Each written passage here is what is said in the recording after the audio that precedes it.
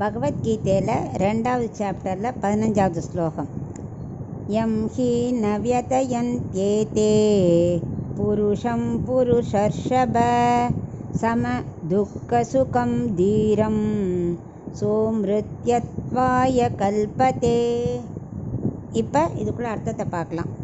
கண்ணன் அர்ஜுனன்ட்ட சொல்லின்னு இருக்கான். அர்ஜுனா, ரெட்டரெட்டையாக வர சுக துக்கம், வெற்றி தோல்வி, இன்ப துன்பம் எல்லாத்தையும் பொறுத்துக்கணும் அப்படின்னு சொல்கிறான்.